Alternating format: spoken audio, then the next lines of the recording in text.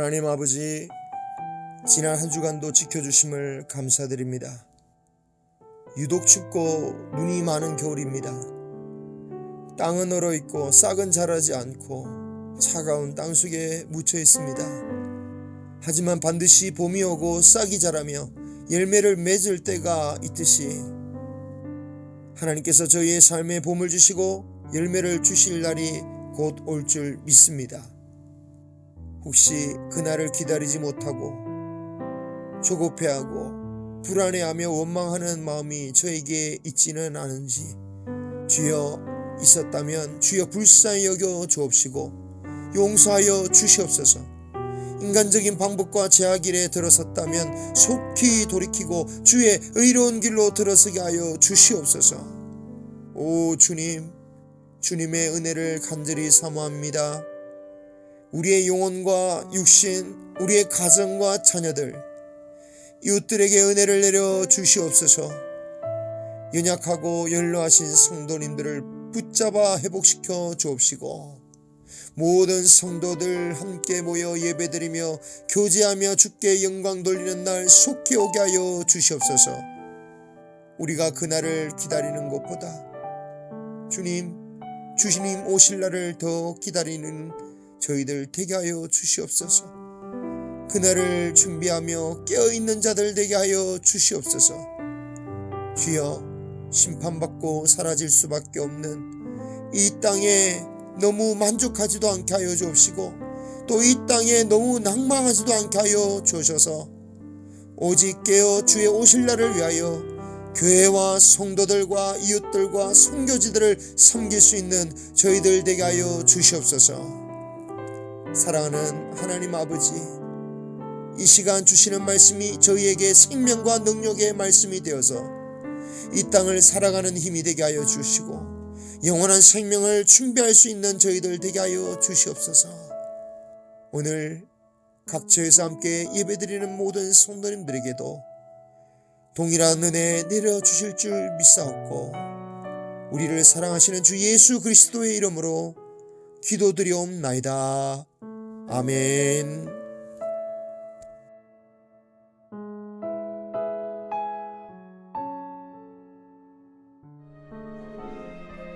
내가 그리스도와 함께 십자가에 못 박혔나니 그런즉 이제는 내가 사는 것이 아니요 오직 내 안에 그리스도께서 사시는 것이라.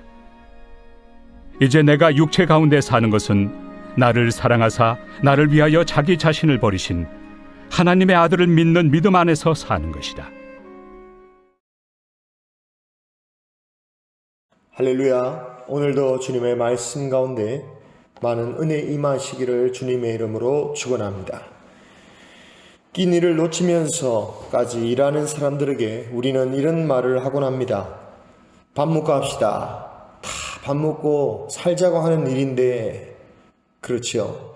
우리가 하는 모든 일들은 다 살자고 하는 일들 같습니다. 심지어 이렇게 예배를 드리는 일까지 말입니다. 그런데 재미있는 과학 사실이 하나 있습니다. 우리가 살기 위해서는 우리 몸의 중요한 세포들이 잘 죽어야 한다는 것입니다. 머리의 골세포는 5년을 살다가 죽는다고 합니다. 근육을 만드는 세포는 7년을 살다 죽는다고 하죠. 더 빨리 죽는 세포들도 있는데 우리 눈의 망막세포는 10일을 살고 또 눈에서 빛을 굴절시켜서 보여주는 각막세포는 7일을 살고 죽는다고 합니다. 소화를 위한 소장, 위장세포, 그리고 온몸의 피부세포들은 평균 수명이 겨우 3, 4일밖에 지나지 않는다고 하죠. 그래서 내 몸의 신비라는 책을 쓴 앙드레 지오르당이라는 생물학자는 이런 교훈을 얻었다고 해요. 생명은 생명을 위하여 죽음을 만들어낸다. 죽어야 산다라는 이런 말들이 믿음에서만 통하는 말씀 같았는데 우리의 육신적인 생명에도 그대로 작용하고 있다라는 거죠. 그러므로 저는 죽어야 산다라는 것이 믿음만의 세계에서가 아니라 현실에서도 그대로 반영되는 하나님의 창조 섭리임을 보게 됩니다. 내 육신이 오랫동안 건강하게 살려면 지금 살고 있는 이 세포가 자신의 역할을 마치고 죽어야 하듯이 우리가 영원한 삶을 살기 위해서는 지금 살고 있는 이 짧은 육신의 삶 가운데 사명을 감당하고 잘 죽어야 한다는 것이죠. 그래야 진정한 부활에 이르게 되는 것입니다. 여러분, 제가 말씀드리고 있는 죽음이란 것은 자연적인 죽음, 육체적인 죽음을 말하는 것이 아닙니다. 노년 생활을 잘하고 남에게 해를 끼치지 않고 곱게 평안하게 살다가 죽는 것을 말씀드리는 게 아닙니다. 오히려 육체적인 죽음 이후에는 이 육체적 영원한 삶을 위해서 죽는 것은 불가능한 것입니다. 영원한 삶을 위해서 죽는 일은 우리가 살아있을 때 할 수 있는 일이다라는 거죠. 혹시 우리 중에 안 그래도 날마다 사는 게 아니라고, 날마다 죽겠다라고 하시는 분이 계실지 모르겠습니다. 하지만 죽겠다라는 말과 죽어야 한다라는 것은 사실 정반대의 의미입니다. 죽겠다라는 말은 정말 살고 싶은데 살기가 너무 힘들다라는 뜻이죠. 그래서 죽겠다라는 뜻은 그 이면에는 정말 살고 싶다라는 뜻이 내포되어 있습니다. 그렇기 때문에 힘들어 죽겠다라고 하는 사람은 자신의 삶에 위협이 되는 것이나 또는 사람을 만날 때에 아주 민감한 반응을 보이게 됩니다. 왜냐하면 안 그래도 힘든데 더욱 힘들게 하니까, 더 아프게 하니까 민감해질 수밖에 없는 것이죠. 반면 여유로운 사람은 덜 민감하죠. 그래서 여유롭게 자란 사람들은 마음이 넓다 또는 마음이 착하다라는 말을 듣곤 합니다. 영화 기생충이라는 영화에는 가난한 부인이 자신의 딸이 부잣집 사모님을 보면서 저 사모님은 너무 착하시다 라고 칭찬하니까 발끈해서 이런 말을 해요. 부자니까 착한 것이다. 나도 부자였다면 얼마든지 착할 수 있었다라고 말입니다. 하지만 정작 그 부잣집도 자신의 삶의 선을 넘어오는 상황에 대해서는 무척 예민한 반응을 하죠. 아무리 부자라도 자신의 삶의 위협을 받는다라면 결국에는 예민해질 수밖에 없는 것입니다. 가난한 사람이든 여유롭든 결국 우리 삶의 위협을 가하는 것에 대해서 민감해지는 것이 우리의 본능인 것입니다. 제가 너무 당연하고 너무 뻔한 말씀을 드린 것 같습니다. 그렇습니다. 우리는 살아있는 한 본능대로 살 수밖에 없는 존재다라는 거죠. 우리의 신앙이 잘 변하지 않는다면 10년을 믿고 평생을 믿어도 신앙이 자라지 않는다면 바로 그 이유 때문입니다. 우리 신앙이 살아서 자라나려면 내가 죽어야 하는데 죽지 않기 때문입니다. 내가 살려고 하는 본능이 있는 한 아무리 서로 용서하라, 원수를 사랑하라 그런 말씀을 들을지라도 내 본능 때문에 원수는커녕 나의 형제도 나의 자매도 부모조차도 장로님 목사님조차도 용서하지 않을 수 있고 평생 미워하면서 살 수 있는 것이 우리의 본능의 삶이다라는 거죠. 그래서 자꾸 내 삶의 영역을 침범하려고 하는 설교도 싫어할 수밖에 없습니다. 어쩌면 오늘 설교도 우리가 싫어하는 유의 설교일 수도 있겠다라는 생각이 듭니다. 아니, 예수님 믿는 것도 이 영상 예배를 통해서라도 말씀을 들으려고 하는 것도 다 결국에는 나 좀 살아보겠다고, 좀 더 위로를 받고 용기를 받고 싶어서 말씀을 듣는 것이지, 안 그래도 죽겠는데 죽어야 한다라고 하니 이게 뭐가 은혜롭냐라고 할 수 있는 것이죠. 그러나 여러분, 앞서 제가 말씀드린 대로 하나님께서 만들어 놓으신 섭리가 무엇입니까? 육체적이든 영적이든 죽어야 산다라는 거예요. 정말 살려면 죽어야 한다라는 것입니다. 믿음의 성도들이여, 아멘으로 화답해 하시기를 주님의 이름으로 축원합니다.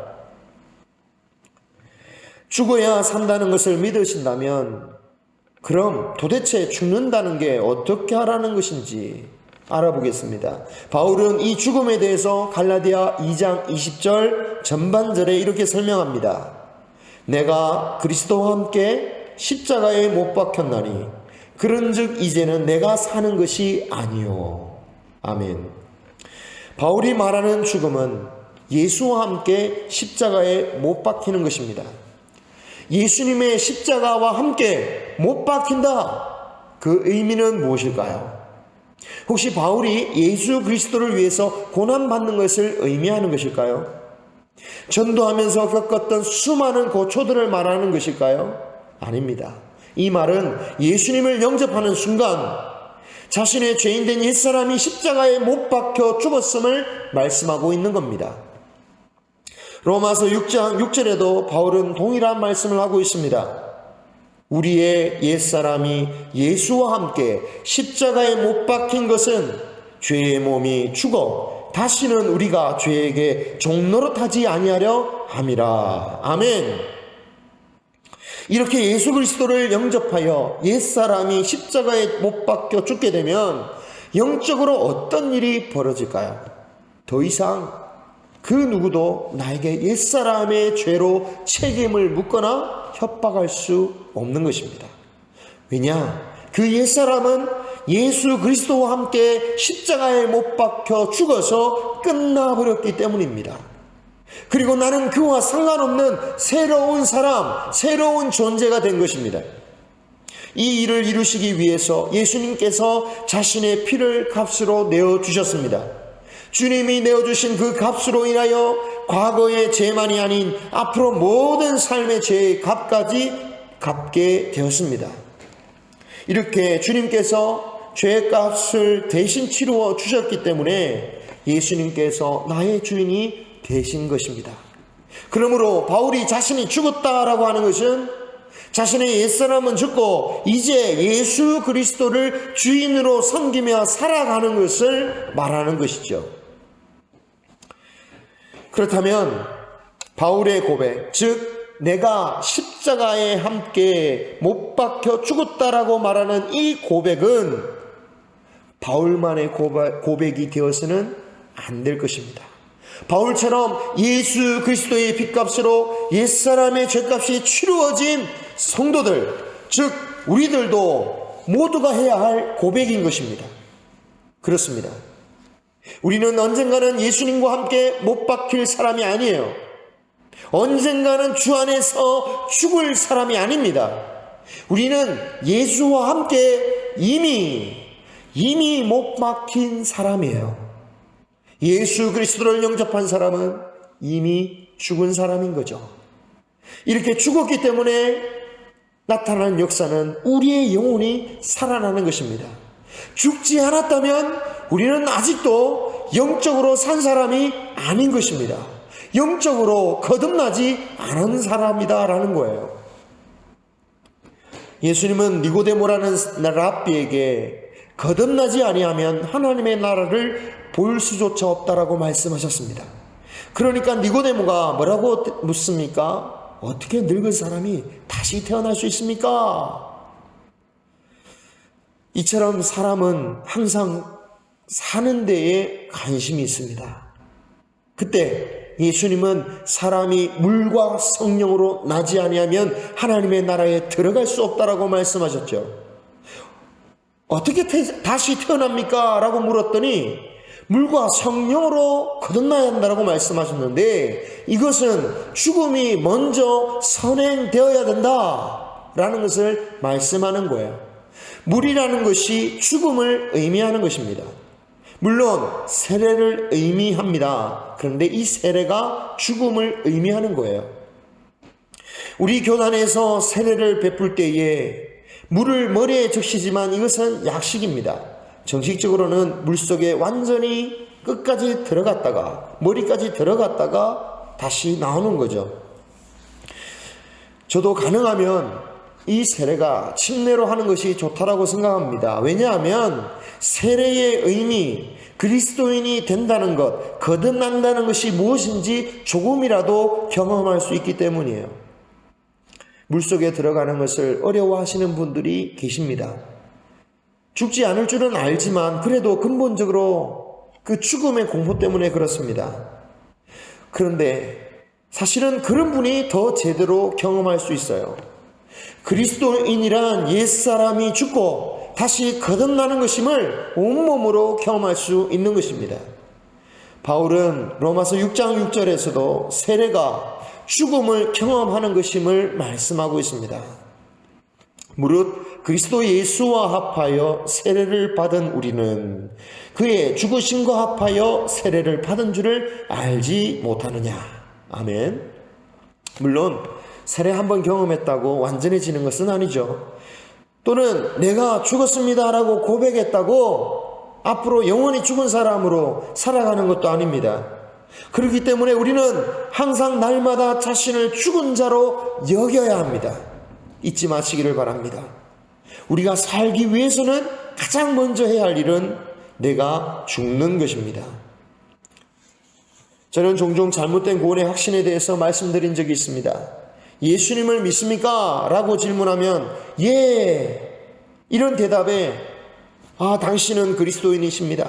당신은 이제부터 앞으로 어떤 죄를 지을지라도 하나님께서 당신을 구원하실 것입니다. 라는 식으로 구원의 확신을 주는 것은 잘못된 것이라고 말씀드렸습니다. 이런 질문보다는 차라리 이렇게 질문하는 게 나을 것 같습니다. 정말 당신은 예수님의 십자가와 함께 죽은 자로 여기십니까? 당신은 정말 예수 그리스도 안에서 죽은 자이십니까? 물론 이런 질문에조차도 거짓말하는 사람이 있겠지만 최소한 남은 속일 수 있을지라도 자신에 대해서는 다시 한번 돌아볼 수 있게 만들 것입니다. 물론 이런 질문에 자신 있게 대답하지 못할 때도 있습니다. 여전히 나 자신은 살아서 꿈틀거릴 때가 많기 때문이죠. 저도 마찬가지입니다. 여전히 나의 자존심을 건드리고 조금만 손해를 보고 분노가 침 위로 오르면 여전히 심장은 벌렁벌렁 뛰고 이 말과 행동을 제대로 조절하지 못해서 괴로워하는 내 자신을 발견할 때가 많아요. 나 자신을 죽은 자로 여기는 것은 한두 번으로 그치는 것이 아니라 우리가 평생토록 해야 할 일입니다. 우리는 성경의 위대한 신앙인이나 또는 선교자들을 보면서 나는 언제쯤이면 저런 신앙인이 될까? 언젠가는 되겠지 라고 생각합니다만 제 결론은 이겁니다. 이런 신앙은 노력을 통해서 가질 수 있는 신앙이 아니에요. 기도를 얼마나 열심히 열정적으로 하느냐에 달려있는 게 아닙니다. 이 신앙은 종교적인 노력이 아니라 나를 죽은 자로 여겨야만 가질 수 있는 신앙입니다. 이것은 어쩌면 불교에서 말하는 비움의 철학과 비슷하게 들릴지도 모르겠습니다. 하지만 결정적인 차이가 있습니다. 우리가 죽은 자로 여긴다라는 것은 아무것도 없는 비움의 상태로 살아가는 것을 말하는 게 아니라 죽은 나 대신 새로운 존재, 새로운 영이 거하시고 그분의 인도함대로 살아가는 것입니다. 내 안에서 새롭게 살아가는 영이 누굽니까? 바로 성령이며 그리스도의 영이십니다. 이것에 대해서 갈라디아서 2장 20절 중반절은 이렇게 말씀합니다. 그런즉 이제는 내가 사는 것이 아니요 오직 내 안에 그리스도께서 사시는 것이라. 아멘.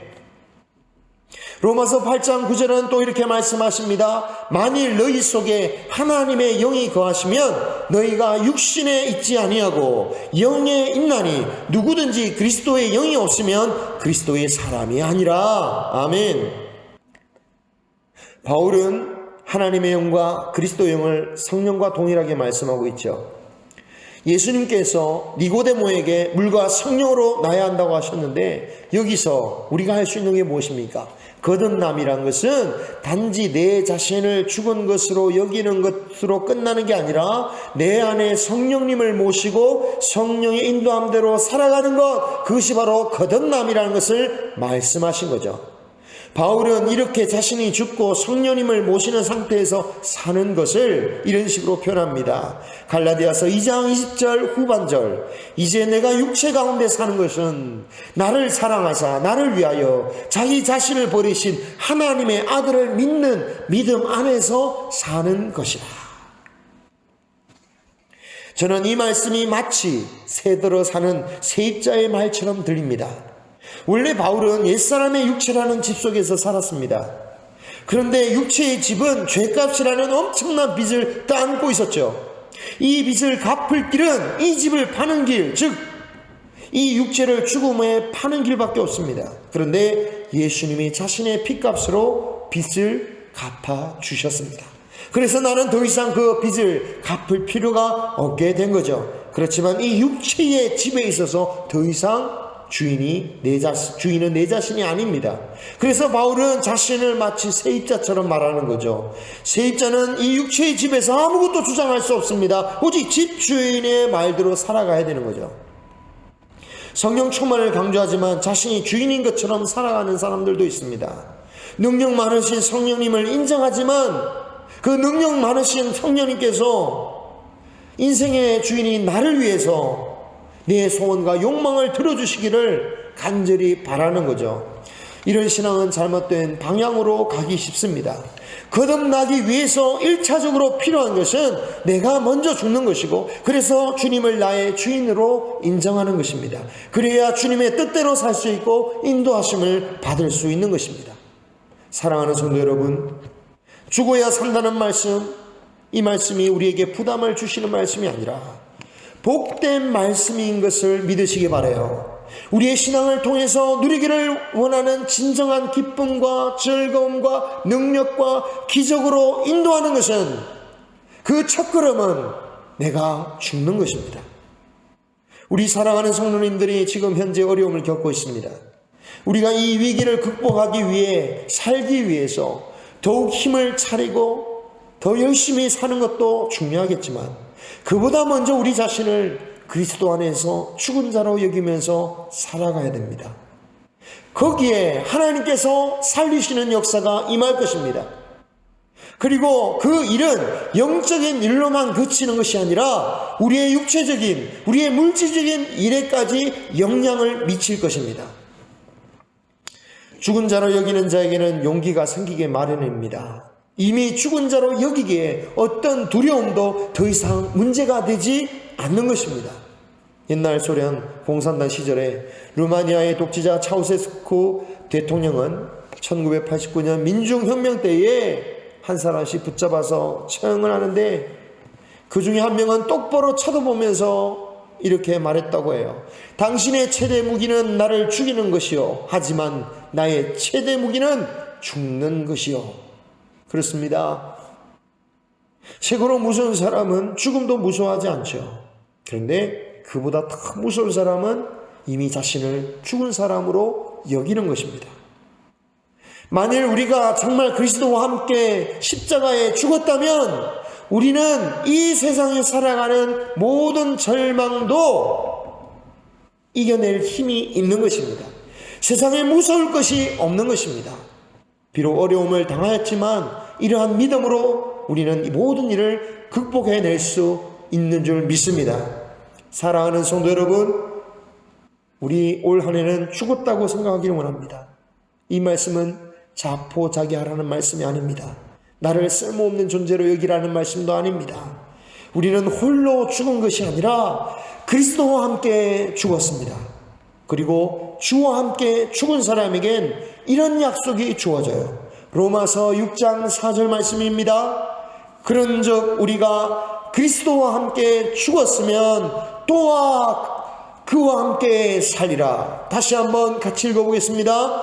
그런즉 우리가 그리스도와 함께 죽었으면 또한 그와 함께 살리라. 아멘. 어떤 분들은 나는 아직 죽지 않았어, 내가 살아있다는 것을 보여주겠어 라고 말하지만, 사랑하는 성도 여러분, 우리는 이런 말도 하지 말고 이런 생각도 가지지 말고 온전히 나는 그리스도와 함께 죽었노라고 고백하며 오늘 주신 하루를 믿음으로 살아가며 모든 것을 견디는 저와 여러분이 되시기를 바랍니다. 더불어 이 죽음의 신앙을 통해 우리는 빈곤한 가운데서도 여유를 가질 수 있는 것이고 선한 일들을 감당할 수 있는 것입니다. 어떤 것도 용서할 수 있는 힘이 여기서 생기는 것입니다. 나에게 올라오는 욕망과 제약들을 제어할 수 있는 것입니다. 다른 사람을 정죄할 수지 않을 수도 있는 것입니다. 하나님만을 의지하며 기도하는 삶도 여기에서 가능한 것이죠. 죽은 자로 여긴다면 우리에게 주어지는 이 하루하루가 감사로 가득 찰 것입니다. 지금 우리의 모든 삶, 지금 우리가 살아가고 있는 이 순간이 행복으로 가득 찰 수 있습니다. 나를 죽일 때에 이런 일들이 가능하며 진정 우리 모두가 살 수 있는 길입니다. 이 사실을 기억하며 죽었다고 생각하는 우리 모두가 되시기를 주님의 이름으로 축원합니다. 기도하겠습니다.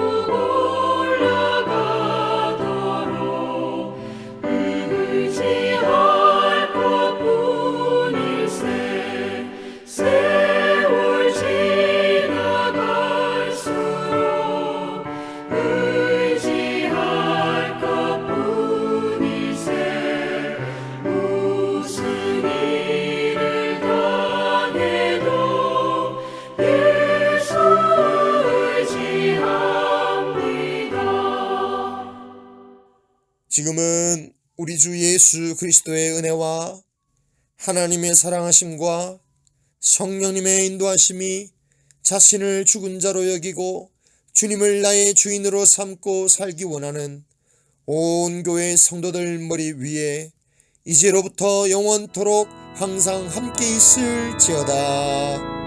아멘.